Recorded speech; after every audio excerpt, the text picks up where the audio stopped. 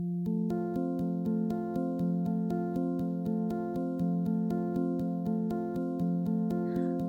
back to Tambellini's Top of Mind podcast.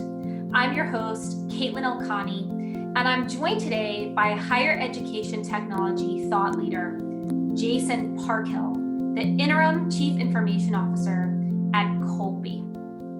Jason and I will be discussing how COVID has driven innovation at Colby and also forced the institution to consider potential inequities on campus. Thanks for joining us today, Jason. Hi, Katelyn. I'm glad to be here. Thank you. Jason, tell us about yourself and more about Colby. Sure. So Colby is a selective liberal arts college. We're located on Mayflower Hill in Waterville, Maine, so in the central Maine area. We have an enrollment of around 2,000 students, and that has been pushing the upper boundaries of that recently, which have caused a number of different challenges. And we offer only undergraduate degrees, only BAs, and we are exclusively an undergraduate institution. Thank you for that background, Jason. You and I had a conversation prior to us doing the podcast about how COVID really changed some of the ways you were looking at technology at Colby. Can you share what some of the early realizations that you had were about how you were handling your tech stack? Oh, absolutely. So just a quick little anecdote about maybe a unique aspect of our experience with COVID is that the way that we our academic year is scheduled. We have a January term, and often during January, our students will travel abroad for classes or for courses for credit. And we had a not insignificant number of students who had traveled to China during January.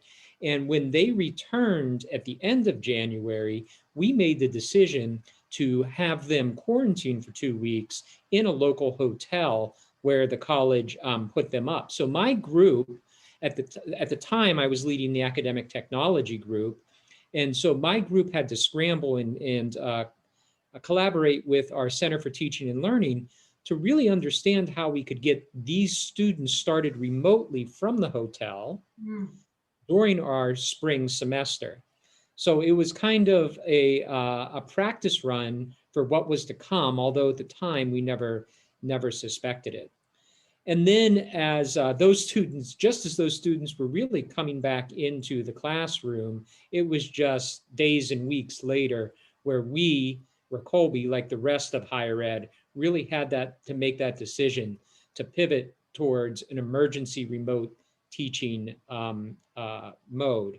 And the way that it worked for us was that we had effectively 2 weeks of runway leading up to our remote teaching effort. So we, on-campus instruction stopped right around spring break, and we had 2 weeks to really prepare with our faculty colleagues for what this was going to look like when the remote instruction began at the end of March.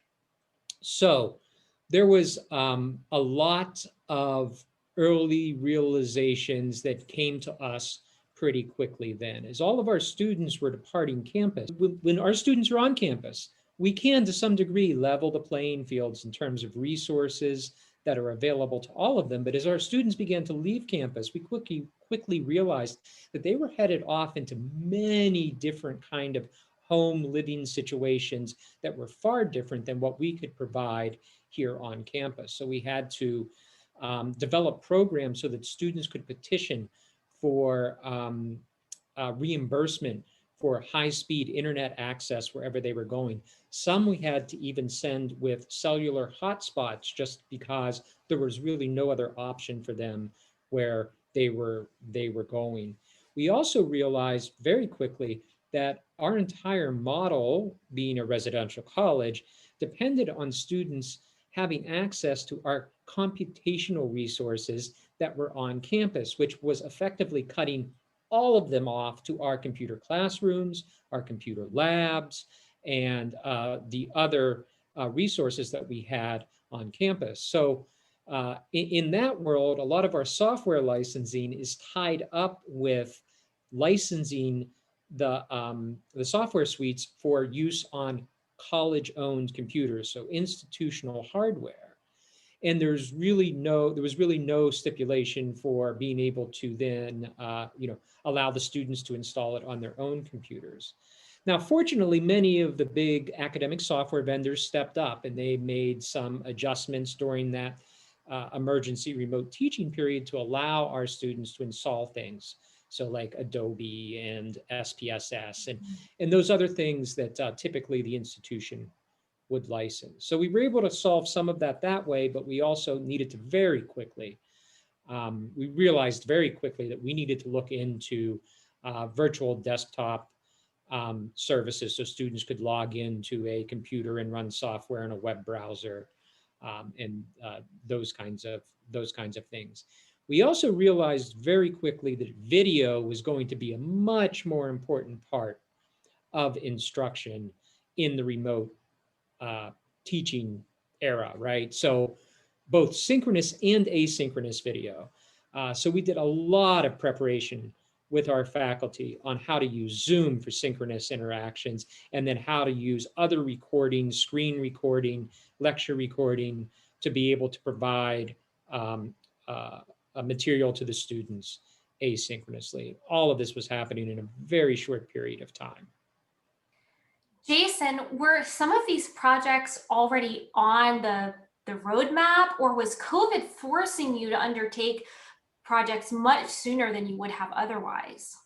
I think it was really a combination of both. And I will say that by the time the summer of 2020 arrived and we realized that we would be headed into a modified academic year in 2020 and 2021, we certainly accelerated some of the projects that we would have otherwise probably have done in the year or years to come. So an example of that would be we very quickly during the summer of 2020 selected and implemented an enterprise video content management system. In our case, that was the platform Kaltura. Most colleges in our sort of peer group probably have a platform like that they have adopted. Not all, but most. We were probably headed that way no matter what, but we certainly accelerated it and got it done in short order during that summer of 2020. Another one was our efforts around virtual desktop interface or desktop as a service type product. So we implemented during the spring term the Aporto VDI service, which is a platform as a service product, and use that throughout the academic year to be able to give some of our students who, even though we were back in person in the fall, we understood that there were going to be many students off to quarantine, isolation at various times as our testing and contact tracing dictated. So we still needed to be able to make sure that those students would have remote access to these resources that we provided on campus. So definitely accelerated some of our projects that we had in the works. But other things we probably would never have done if it hadn't been for COVID. So I think like a lot of peers, we went through the sort of the dance of assigning various Zoom licenses to faculty members as they needed it for synchronous teaching and so forth. But ultimately, we ended up just with an enterprise license to provide everybody with the full Zoom capability.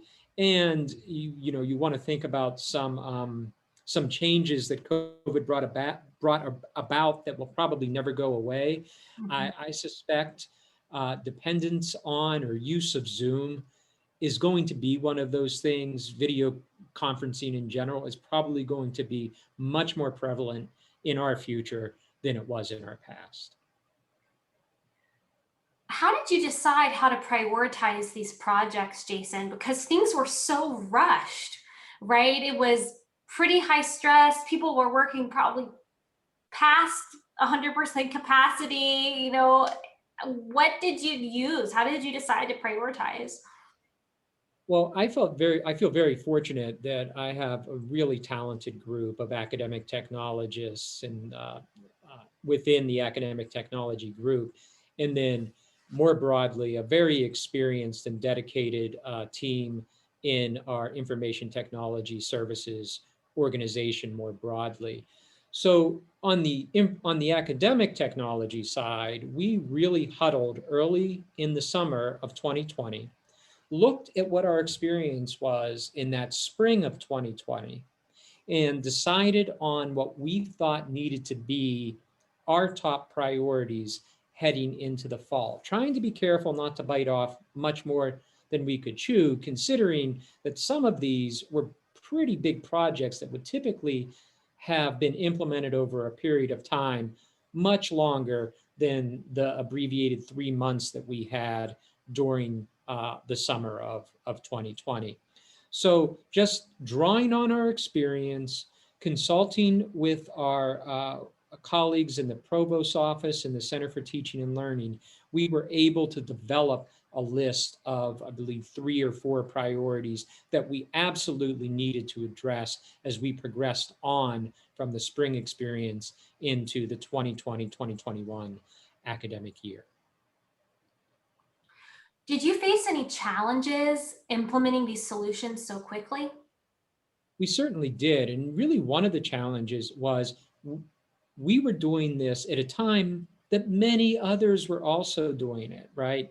So, for example, when we implemented the Kaltura platform, they were seeing their demands on their service and new customers coming at them from all over the place. So I feel like we got very good service from them, but it's just everybody was stretched Mm-hmm. to the breaking point. Not just us at the college, but a lot of these vendors being able to get their attention, their time, and expertise at the same time that everybody else was also trying to do so, and at the same time that maybe some of the supporting technologies were facing extremely challenging supply lines. It was really a challenge to try to bring all this together in a timely manner and have it mostly ready to go at the beginning of the fall semester. And there were some rough edges, right, as we started up in the fall around some of these services, just simply because we did not really have them refined to the level that we usually like to have things, right? And I know that for some faculty colleagues, that probably left a bad taste in their mouth, and it might be a while before they come back to them. But that being said, overall, I think it was very successful given the challenges, the constraints, and especially the time period that we were operating over. So earlier in our discussion, I brought up the fact that you had mentioned some inequities that you found on campus. I'd love to hear more about those. How did this process of moving to more virtual learning force you into really looking at inequities and make the institution act? Yeah, sure. So, it really drove home to me the importance of the residential experience at Colby. I mean, I've worked at Colby for quite a while, and before Colby, I worked at another residential liberal arts college, and I attended a residential liberal arts college. So it was something that perhaps maybe I was taking for granted. But really, one of the great things about the residential experience is that we can sort of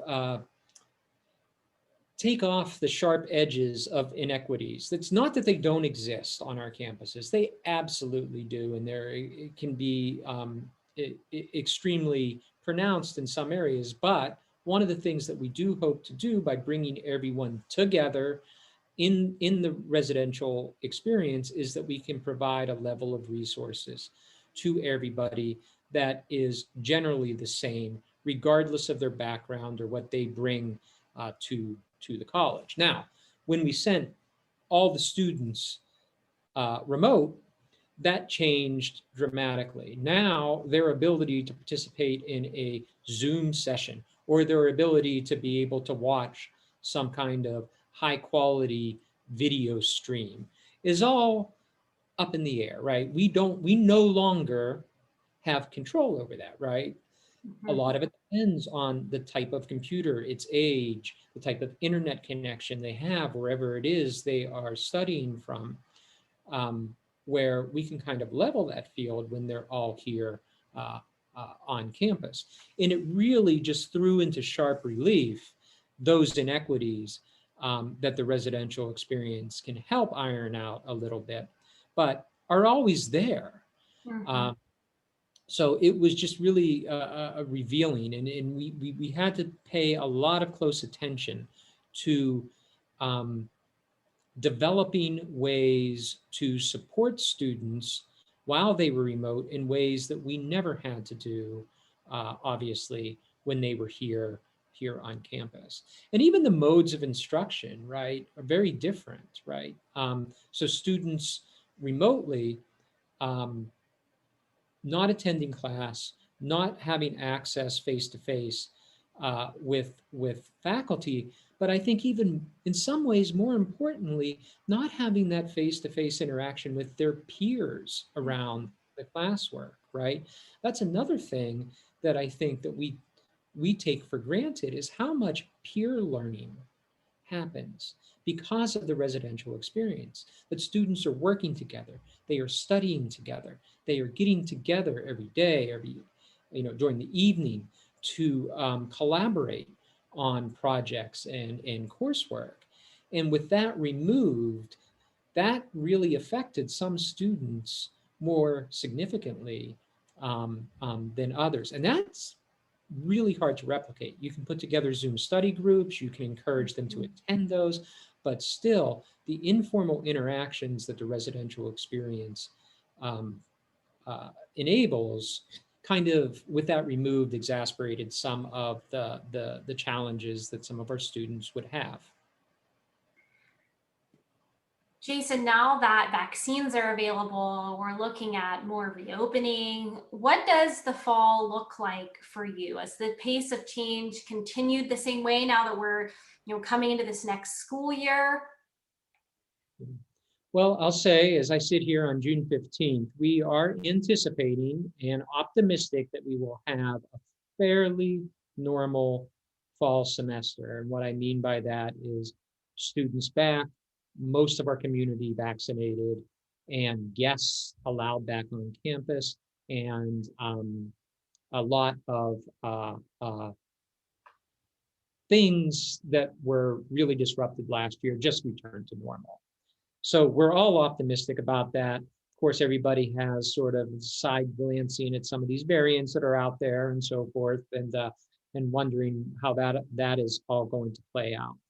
I will say that so far this summer, compared to last summer, it has not been as anxiety inducing, considering that we're at least planning for a normal fall semester, where last summer there was a certain intensity Mhm. that was pervading the entire institution that was certainly new.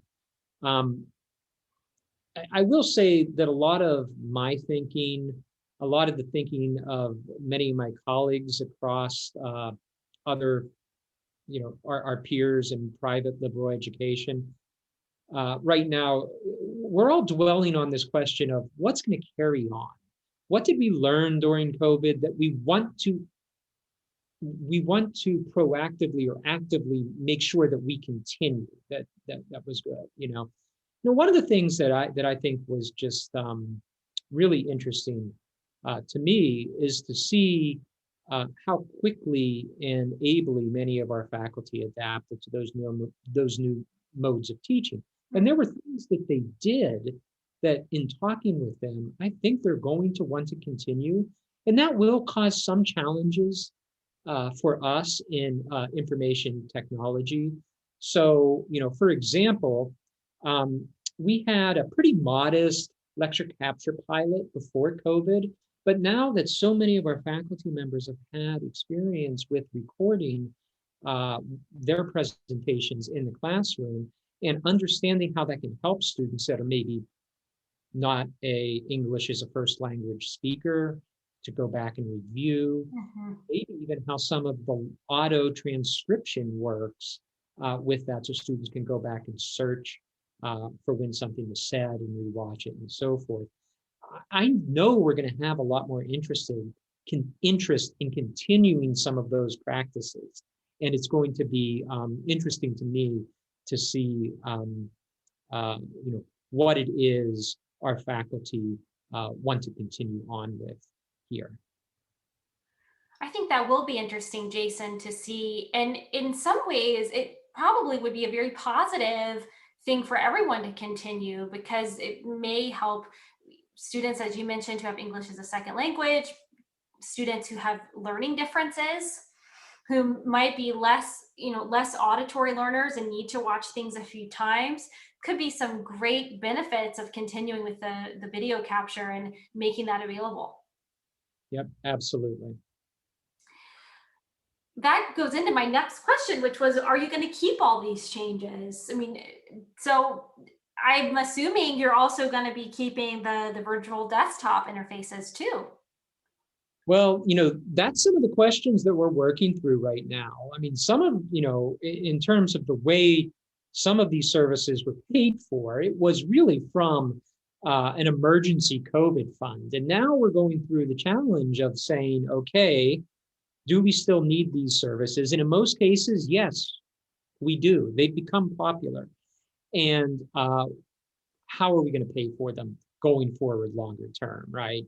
Are they sized correctly for what we need? We need to ask all of those questions and work through all of those issues now. And as we've been planning for next year's budget, we have been working through, a lot of that. And just, there are other questions. Well, we're hoping for a fall that's pretty much a return to face-to-face instruction. Like a lot of our peers on the administration side, we're working through bringing administrators and other remote workers that have been working remotely back to campus, and then considering, what does the future of work look like Yeah. for the staff of the college as well, in terms of hybrid and remote and Mhm. so forth. That all those are conversations that are going on, not just at Colby, but really across higher ed, that many of us are facing right now. And I think it's particularly challenging at a residential liberal arts college like Colby and like many others, where we place an absolute premium on the face-to-face experience, really across the board. There would, if we didn't, we wouldn't put so many resources into our campuses, into our residential program.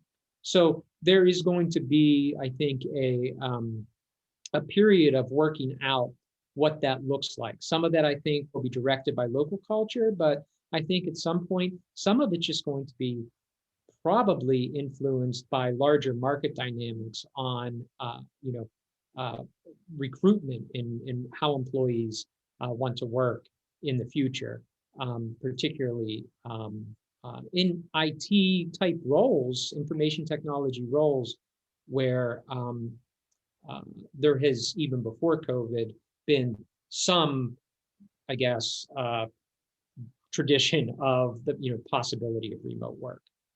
What's interesting is that I've been reading that there's a huge movement now of people quitting because they're not allowed to work remotely. And it's like more people have been quitting their jobs than they have been in the past 20 years when their employer said, you have no choice but to be back in person. And that's pretty significant. And then if you look at the positive side of allowing remote work is that maybe it opens up more pools of talent to you that may not be locally available. So there's the positive and the negative side of having to be in person.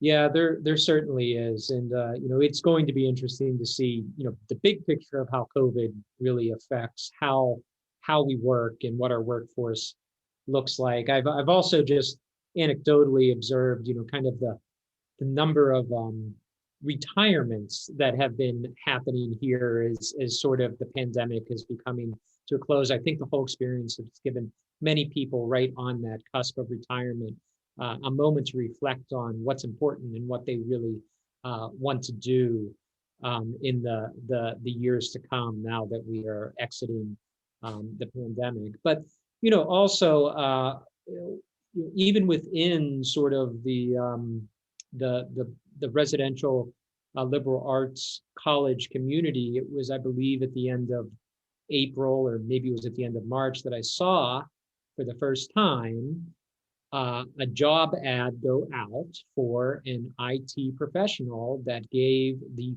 fully remote option, as in they could be anywhere, not just local with a hybrid type arrangement, but anywhere.